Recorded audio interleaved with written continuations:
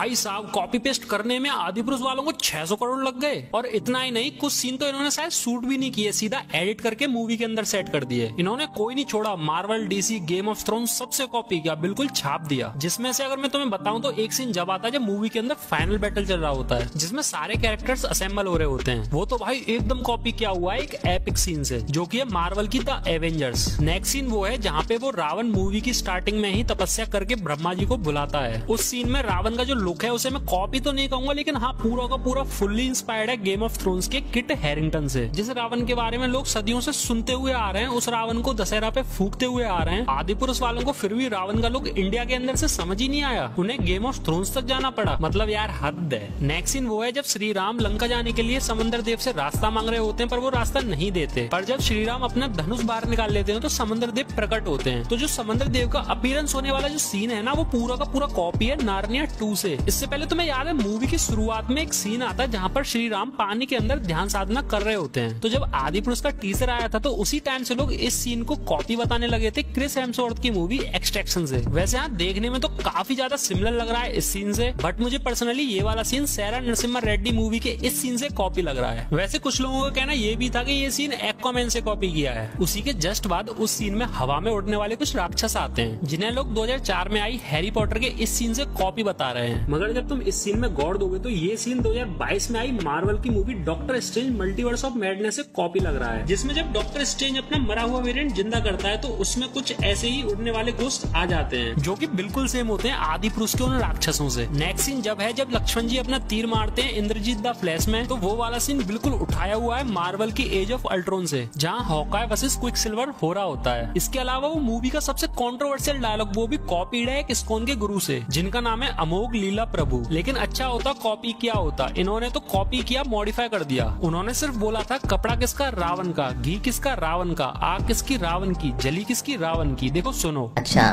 घी किसका रावण का, कपड़ा किसका रावण का, आग किसकी रावण की, जली किसकी रावण की। बस ये था डायलॉग। लेकिन उन छपरी राइटरों को पता नहीं क्या हुआ, उन्होंने सोचा हनुमान जी को गली का गुंडा बना दो और बाप घुसा दो। मतलब यार कुछ तो शर्म कर लेते।